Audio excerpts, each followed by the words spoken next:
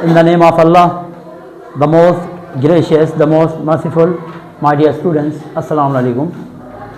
English में सबसे अहम और बेसिक पार्ट ऑफ स्पीच का हम कोर्स थोड़ा सा बाद में कंप्लीट करते हैं। इससे पहले टेंसेस को डिस्कस करते हैं। टेंसेस में एक्टिव पैसिव वॉइस आप लोगों के कोर्स का हिस्सा है, फर्स्ट ईयर में आते हैं।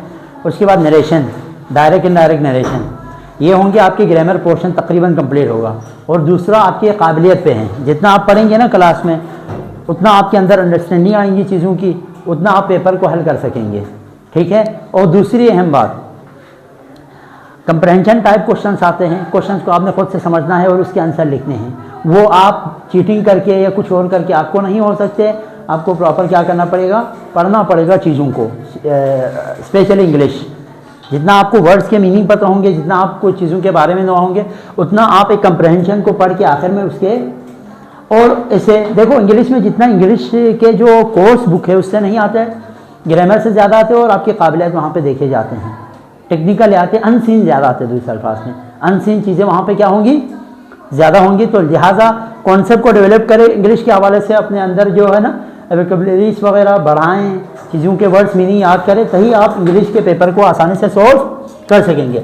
तो यहाँ पे आज इसी चीज़ को लेके हम सबसे पहले हमने स्टार्ट किया है आपके एक्टिव पैसिव वॉइस, ठीक है। जितने भी सेंटेंस यहाँ पे नज़र आ रहे हैं वो सारे के सारे एक्टिव है, एक्टिव वॉइस, ठीक है। जिसमें सारे तकरीबन मैक्सिमम जितने भी टेंसेस है उसके मैंने यहाँ पे एक और अहम बात आप लोगों को बताना चाहता हूँ। मैक्सिमम जो आपके जो है ना जो पैसिव वॉइस में चेंज करने के लिए आते हैं वो है आपके टोटल 12 टेंसेस है।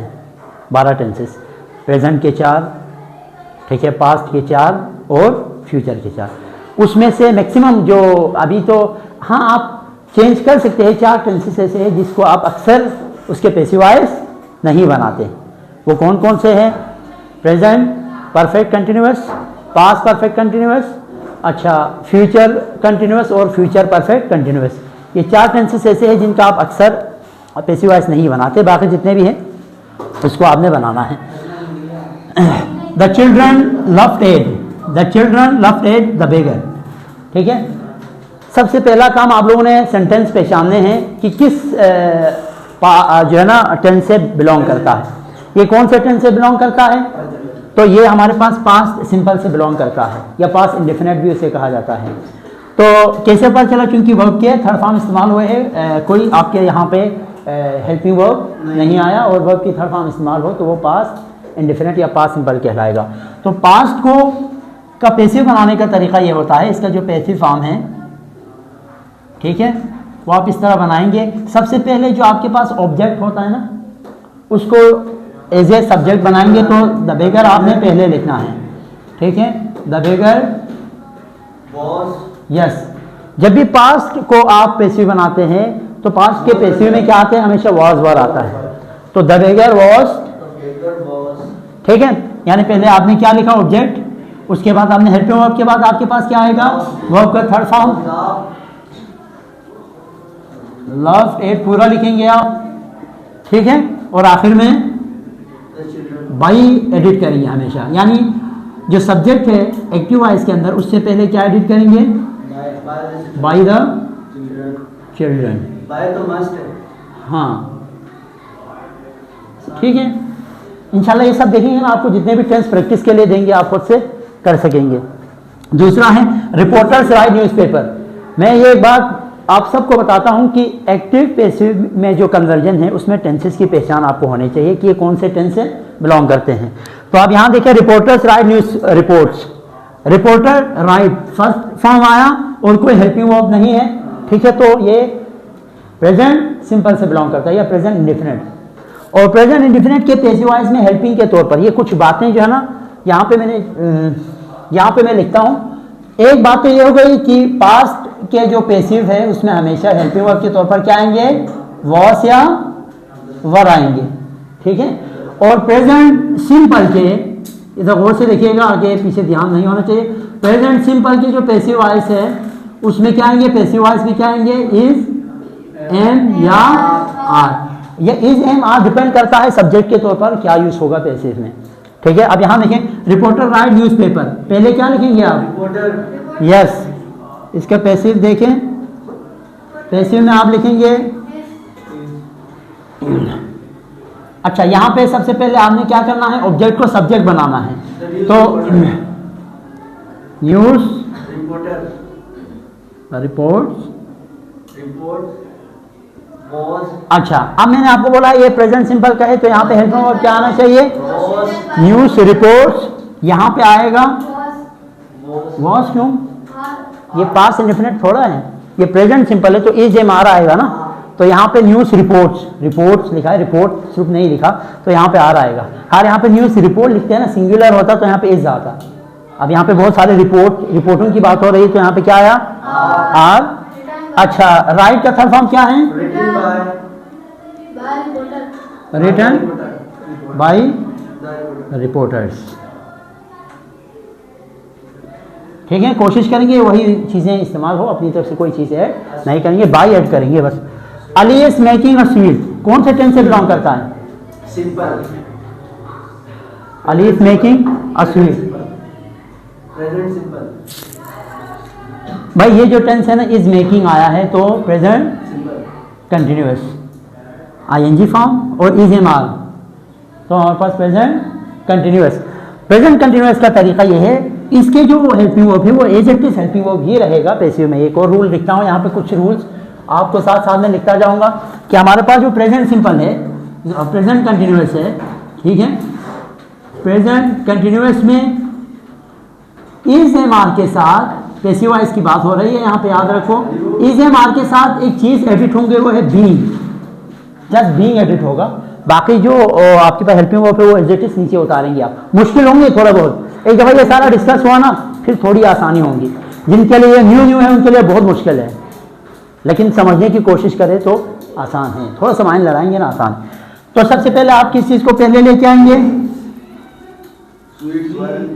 हाँ स्वीट, एक स्वीट, क्या बोला था मैंने, इसको इज ही रखेंगे, आर को आर ही रखेंगे, डिपेंड करता है इस चीज़ पे, ठीक है, यहाँ पे सब्जेक्ट के तौर पर।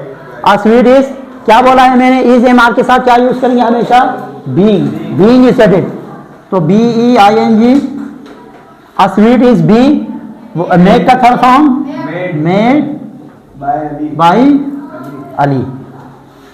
क्लियर हो रहा है, आहिस्ता आहिस्ता इंशाल्लाह सारी चीजें क्लियर हो जाएंगी, ठीक है।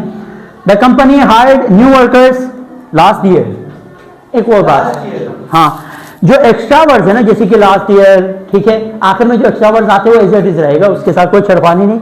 यहाँ पे हमारे पास एज ऑब्जेक्ट क्या यूज हो रहा है, न्यू वर्कर्स, ठीक है। तो ये देखो जरा ध्यान है ये वाला portion, new workers hired by the company. अच्छा ये टेंसेस कौन सा टेंस है, ये है बेटा पास्ट इंडेफिनिट, क्योंकि कोई हेल्पिंग वर्ब नहीं है और वर्ब का सेकंड फॉर्म है, कोई हेल्पिंग वर्ब नहीं है, वर्ब का सेकंड फॉर्म है, तो हमारे पास पास्ट इंडेफिनिट कहलाएंगे।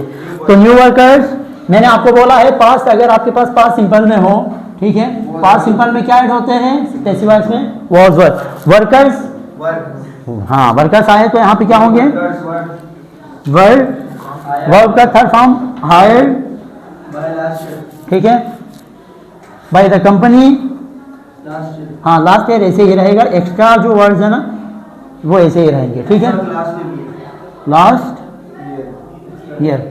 मसला तो नहीं हो रहे।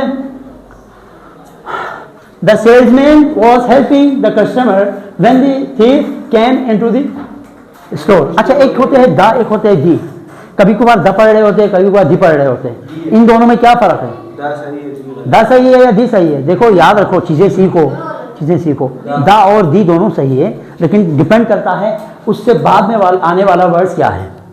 अगर उससे आने वाला वर्ड्स वोवल से स्टार्ट हो रहे हो तो दी पढ़ेंगे, कॉन्सोनेंट यानी वोवल के अलावा कोई वर्ड्स हो तो क्या पढ़ेंगे, इसको द पढ़ेंगे,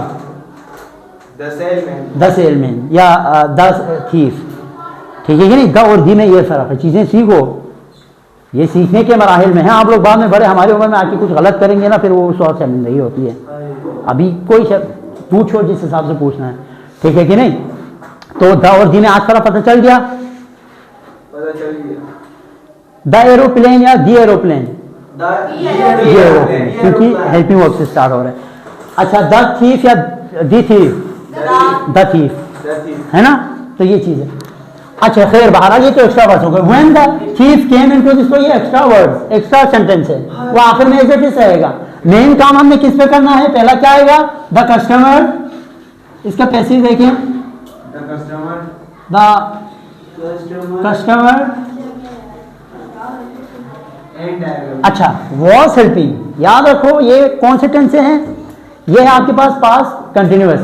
पास्ट कंटिन्यूअस टेंस में जिस तरह हमने प्रेजेंट कंटिन्यूअस के अंदर इज एम आर के साथ क्या ऐड करते थे? Was one. क्या ऐड करते थे? बीइंग ऐड करते थे।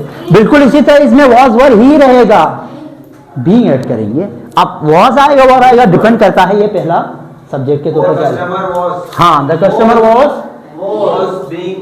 B Was being. Was be. अच्छा हेल्प का था फॉर्म क्या है? Help. हेल्प, ठीक है, by the By the salesman. Salesman. बाकी जो एक्स्ट्रा जो आपके पास सेंटेंस है, हाँ वो एज इट इज लिखेंगे। When the Thief came into the store.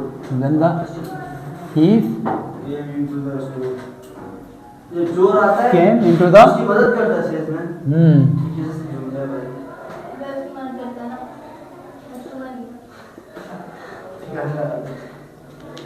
गुलाब में चोर। ठीक है कि नहीं? अच्छा इसके ये क्लियर है? इसी तरह के बहुत सेंटेंस प्रैक्टिस शीट दूंगा, उसको आप लोग करना है, वो टेस्ट के तौर पर दूंगा, ठीक है?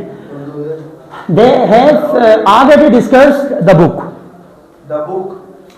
गुड। पहले मुझे टेंस बताओ कौन सा टेंस है? कहाँ है present, present perfect, present perfect, ये है प्रेजेंट परफेक्ट। इसका पैसिव देखें, the book, The book was discussed by them. The book. अच्छा हैव हो ना, देखो एक और बात, प्रेजेंट परफेक्ट एक और रूल यहाँ पे ऐड हो जाएगा। जब भी हैज या हैव के साथ हो कोई आपके पास, तो उस वक्त पैसिव में हैज बीन Had been. या हैव बीन के साथ आप यूज करेंगे, बाकी हेल्पिंग वर्ब वैसे ही The रहेगा। book has been हाँ, the book has been, already discussed. ठीक है। Discussed by them. तो अच्छा ये एक और भी आप कर सकते हैं, the book has already been, जो एक्स्ट्रा इस तरह के ऑलरेडी वगैरह होता है ना बीच में वो लगा के, तो भी वो बेहतर है, सेंटेंस मैंने देखे हैं, ठीक है। The book has already been, खूबसूरत जुमला बन जाएंगे इस तरह, स्ट्रक्चर इस तरह बनता है। खैर फिर भी आपको मुश्किल अगर होते हैं तो ऐसे रखते हैं, the book has been already Discussed by them. By them आएगा। Discussed, Them. They change मिलेगा them. Past. सही है। Discussed by. Them. लेकिन मैं ये बात बता के रखूं, अगर ये हैज और बीन के बीच में ऑलरेडी मौजूद हो तो कोई मसला नहीं है, अक्सर बनाते हैं इस तरह, ठीक दोनों दरमियान। He had delivered the letters, कौन सा टेंस है पहले ये बताएं? Delivered the past.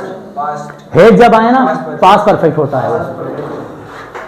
तो बनाने का रूल सेम ही है, बस दो तीन बातें, हेड हो तो हेड बीन, हेड हो तो पैसिव में क्या, एक्टिव में अगर हेड हो तो पैसिव में क्या यूज करेंगे, हेड बीन। याद रखो ये चीजें लिख के रखो। The letters Had been delivered by. The letters had been. Delivered by he. अच्छा एक और बात, ये सिंपल क्लास है, एक्टिव पैसिव पे एक एडवांस क्लास भी होंगी। ये सिंपल क्लास है ना, एक एडवांस क्लास भी होंगी, याद रखो। The letters had been Delivered by. Delivered, By. Then. Delivered ऊपर बाई, them लिखो। ही का क्या है, ऊपर them लिखो। देम लिखा हुआ है ना। अच्छा हैड बीन डिलीवर्ड बाई, ही का क्या है, Him.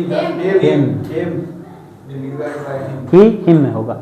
The company will hire new workers, पहले ये बताओ ये कौन सा टेंस है? The company will hire new workers. ये present perfect. फ्यूचर सिंपल या फ्यूचर इंडेफिनिट। तो न्यू वर्कर्स पहले आएंगे, new workers.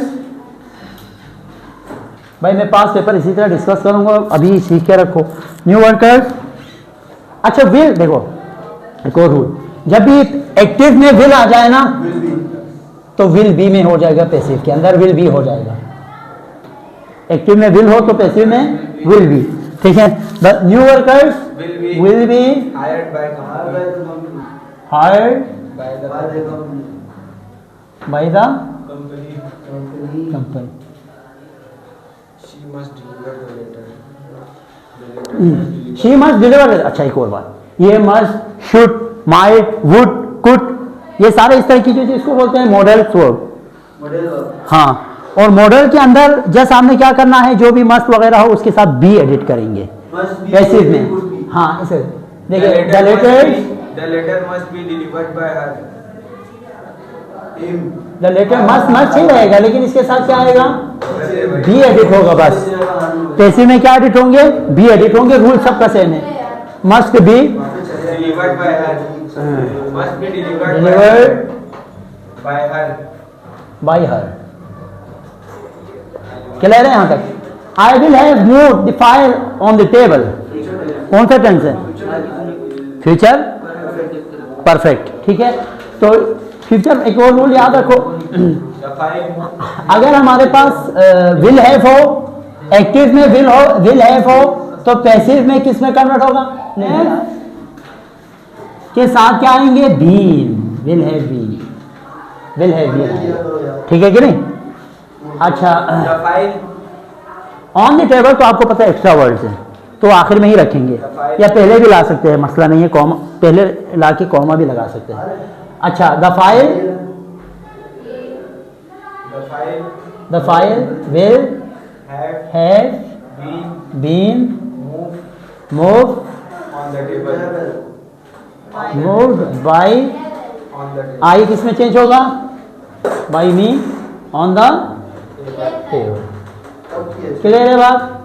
On the table by me भी कर सकते हैं। ठीक है, हाँ ना, मैं वही करने वाला था। मैं मसला नहीं बोल रहा हूँ, I will move the file on the table. हाँ हाँ, आई विल है, ये सेम है, लेकिन जस्ट इसमें विल है। वैसे फ्यूचर का हमने बनाया था, हाँ बनाया था। चलो ठीक है, इसका बनाओ फिर आप लोग।